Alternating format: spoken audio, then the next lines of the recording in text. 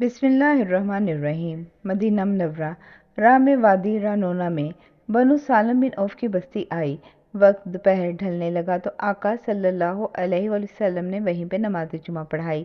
100 سے زیادہ پروانوں نے پہلی بار آقا صلی اللہ علیہ وآلہ وسلم کی امامت میں جمعہ پڑھا۔ آقا صلی اللہ علیہ وآلہ وسلم نے مختصر سا خطبہ دیا۔ جس مقام پر یہ پہلا جمعے کا خطبہ پڑھا گیا، آج اسی جگہ پہ مسجد جمعہ ہے۔ یہ قباء سے آدھے کلومیٹر کے فاصلے پہ ہے اور منزل رسول صلی اللہ علیہ وآلہ وسلم 2.5 کلومیٹر دور تھی۔ آقا صلی اللہ علیہ وآلہ وسلم کے پروانے میٹھی نگاہوں سے آقا صلی اللہ علیہ وآلہ وسلم کو دیکھ دیکھ کے اپنی روحوں میں مٹھاس بھر رہے تھے۔ آقا کے بدخواہ بد لحاظ مکہ کے دشمن دور رہ گئے تھے۔ شمع رسالت صلی اللہ علیہ وآلہ وسلم کو ان کے پروانے لے آئے تھے۔ وہی منظر تھا۔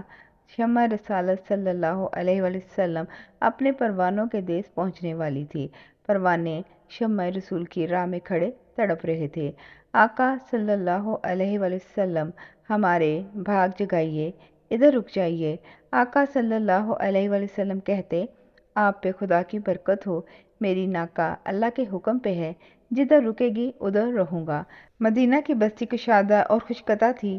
24 سے زیادہ چشمے جن کا پانی ہلکا، لطیف، سرد و شیریں، بڑے پہاڑوں کے درمیان، شمال میں احد، جنوب میں جبل ایر، مغرب میں جبل بن عبید اور درمیان میں سلا کی پہاڑی، جس کے پاس گنجان آبادی میں بنو نجار کا محلہ، جہاں آقا صلی اللہ علیہ وآلہ وسلم کے دادا سیدنا عبد المطلب پیدا ہوئے، جدھر ان کی ماں سیدہ سلمہ کا گھر تھا۔ اسی محلے کے ایک گھر میں آقا صلی اللہ علیہ وآلہ وسلم کے والد سیدنا عبداللہ فوت ہوئے تھے، وہیں ان کی قبر تھی۔ انہی گھروں میں وہ پہلی بار 6 سال کی عمر میں اپنی والدہ سیدہ آمنہ رضی اللہ تعالیٰ عنہا کے ساتھ آئے تھے۔ وہی سفر اپنی ماں کے ساتھ ان کا اپنی ماں کی آخری یاد تھی کہ اس محلے سے نکل کے ان کی والدہ مکہ تک نہ پہنچی۔ مدینے سے آتی راہ میں ابوا کے مقام پہ ہمیشہ کے لیے رک گئیں اور وہیں دفن ہو گئیں۔ انہیں علم تھا کہ ان کا بیٹا بڑی شان والا ہے، شاید انہیں اپنے جلیل القدر بیٹے کی رفت شان کی آسمان اونچی اڑان کا ادراک تھا، جو 6 سال کے یتیم بیٹے کو بیابان و ویران راستے میں حالت سفر غریبہ میں صرف اپنے اللہ کے سہارے چھوڑ کے اپنے اللہ سے جا ملی۔ آقا صلی اللہ علیہ وآلہ وسلم کی اونٹنی مدینہ کی کھلی گلیوں سے گزر کے جب اسی محلہ کی طرف مڑی تو آقا کے دھیان میں وہ 6 سال کی عمر میں گزری دوہری یتیمی کے دکھی دنوں کی کوئی تیکھی نوک چبھی ہوگی، مگر ناکہ اس مقام پر نہ ٹھہری جہاں آقا صلی اللہ علیہ وآلہ وسلم کی ماں رکی تھی، ساتھ ہی آقا کے والد کی قبر والا گھر تھا۔ ناکہ اس مکان سے بھی گردن جھکا کے گزر گئی۔ اب آگے آقا کے دادا سیدنا عبد المطلب کی بادمکنت خوش آہنگ ماں کا گھر تھا۔ ناکہ قدم قدم باغپن سے چلتی اس مقام سے بھی آگے بڑھ گئی جدھر بچپن میں آقا صلی اللہ علیہ وآلہ وسلم کھیلے تھے۔ انہی رستوں پہ قصوہ چل رہی تھی، ساتھ پروانوں کا ہجوم چل رہا تھا۔ ناکہ ابھی تک اسی محلے سے گزر رہی تھی، ساتھ تلواروں کو بلند کیے محافظوں کا جلوس بھی چل رہا تھا۔ بنی نجار کے قبیلے کا ہر بچہ، بڑا، بوڑھا، مرد، عورت دعائیں مانگ رہا تھا کہ آقا صلی اللہ علیہ وآلہ وسلم کی ناکہ اللہ اسی محلے میں روک لے۔ اللہ تک اللہ جانے کس کی دعا پہنچی۔ بنو نجار ہی کے محلے میں گنجان گھروں کی گلی ختم ہوئی تو ایک میدان آ گیا۔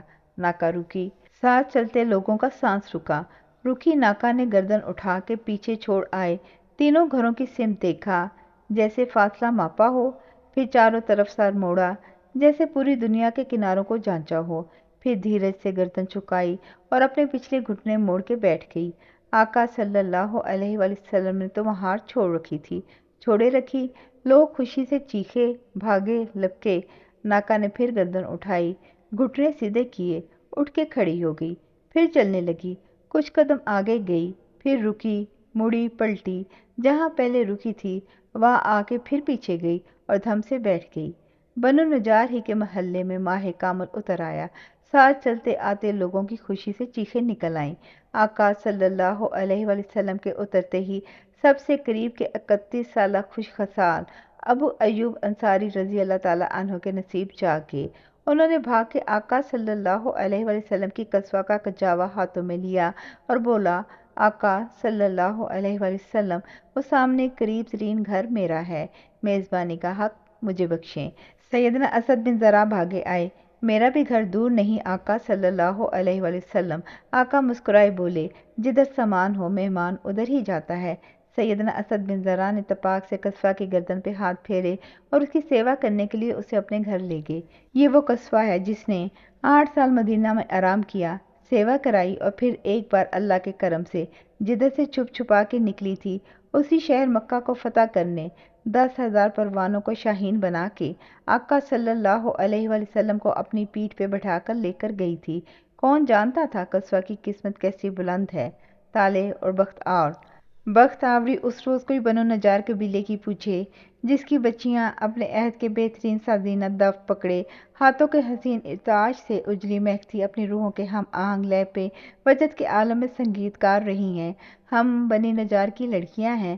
لوگ خوشی سے سرشار تھے، بچے جھوم رہے تھے، بچیاں گا رہی تھیں، عورتیں گنگنا رہی تھیں، مرد روایتی عربی ہلہلہ مچا رہے تھے، بوڑھے مسکرا رہے تھے۔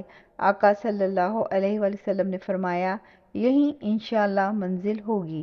آقا صلی اللہ علیہ وآلہ وسلم اطمینان سے بیٹھی ہوئی قصوہ سے اتر کے وہیں کھڑے بنو نجار کے محلے کی گلی کے کونے پہ اس خالی میدان کو دیکھ رہے تھے، کچھ سوچ رہے تھے۔ سوچتے سوچتے آقا صلی اللہ علیہ وآلہ وسلم اپنے میزبانوں سے مخاطب ہوئے، پوچھا، یہ زمین کس کی ہے؟ وہ کوئی 2.5-3 کنال کا خالی قطع زمین تھا جہاں پہ کھجوریں سکھائی جاتی تھیں۔ اکا دکا کھجوروں کے پودے تھے۔ 2 بچے آگے لائے گئے، سہل اور سہیل۔ سیدنا اسد بن زرع رضی اللہ تعالیٰ عنہ انہیں لے کر آئے، بولے، ان 2 یتیموں کی یہ جگہ ہے، مرحوم رافع بن ابی عمرو کے بیٹے ہیں اور میں ان کا سرپرست ہوں۔ بچوں کا چچا بھی آ گیا۔ یتیم بچے بولے، آقا صلی اللہ علیہ وآلہ وسلم، ہم یہ زمین کا ٹکڑا آپ کو ہدیہ کرتے ہیں۔ آقا صلی اللہ علیہ وآلہ وسلم ہدیہ کبھی نہ ٹھکراتے تھے، تحفے دینے اور اسے لینے کی تلقین کرتے تھے، مگر وہ کوئی بڑا اصول طے کرنے کا لمحہ تھا۔ آقا صلی اللہ علیہ وآلہ وسلم نے کہا، نہیں، یہ زمین بیچو گے؟ مارکیٹ ریٹ پہ نہیں بلکہ اس سے کہیں بڑھ کے۔ آقا صلی اللہ علیہ وآلہ وسلم نے موجود کئی لوگوں سے اس قطع زمین کی قیمت پوچھی، آس پاس کی جگہوں کی قیمتوں سے موازنہ کیا، خوب غور و فکر کیا، اندازہ ہوا وہ 7 دینار کی ہے، درہم نہیں، سونے کے دینار۔ دینار 2 طرح کے ہوتے تھے، کسرا کے دینار یا روم کے دینار۔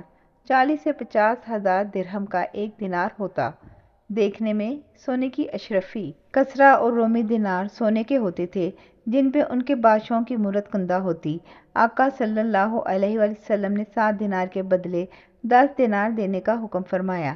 ساتھ کھڑے مؤدب آقا صلی اللہ علیہ وآلہ وسلم کے وزیر خزانہ سیدنا ابو بکر رضی اللہ تعالیٰ عنہ نے جھٹ سے 10 اشرفیاں یتیم بچوں کے ہاتھ میں پکڑا دیں۔ وہیں پہ مسجد نبوی صلی اللہ علیہ وآلہ وسلم بنانے کا فیصلہ آقا نے کیا۔ اصول طے ہو گیا، مسجد بنانے کے لیے زمین لینے پہ جبر نہ ہوگا، کوئی ہیلا کوئی بہانہ نہیں چلے گا۔ مفت ملی زمین پہ مسجد نہ بنے گی، اجازت لے کے وہ زمین خریدنی ہوگی، خریدی بھی 1.5 گنا زیادہ قیمت پہ، اور مسجد کی جگہ خریدنے والی ہستی صرف مجاز حاکم وقت ہوگی۔ مسجد نبوی بنانے کے لیے وہ جگہ خریدی گئی اور جس جگہ ناقہ رسول صلی اللہ علیہ وآلہ وسلم قصوہ نے پاؤں پسار کے اپنا پیٹ زمین پہ ادب سے لگایا تھا، وہاں مسجد رسول صلی اللہ علیہ وآلہ وسلم کا وہ دروازہ بنا جسے جبرائیل علیہ السلام آنے جانے کے لیے استعمال کرتے تھے۔ فرشتے صرف پاک اور حلال جگہ پہ آتے ہیں، فرشتے کبھی جبر، حرام یا استحصال سے لے کر بنائی عمارت کے دروازے سے نہیں گزرتے۔ کہنے والے چاہے اس عمارت کو کوئی نام دے لیں، یہ دوسرا اصول تھا جسے جبرائیل علیہ السلام نے شاید طے کیا تھا۔ آج بھی وہ در اقدس باب جبرائیل علیہ السلام کہلاتا ہے، جس کے ایک طرف اب روضہ رسول صلی اللہ علیہ وآلہ وسلم ہے اور دوسری سمت صفا چبوترے کے ساتھ وہ جگہ ہے جہاں کبھی خاتون جنت سیدہ فاطمہ رضی اللہ تعالیٰ عنہا سیدنا علی رضی اللہ تعالیٰ عنہ کا چھوٹا سا حجرہ تھا۔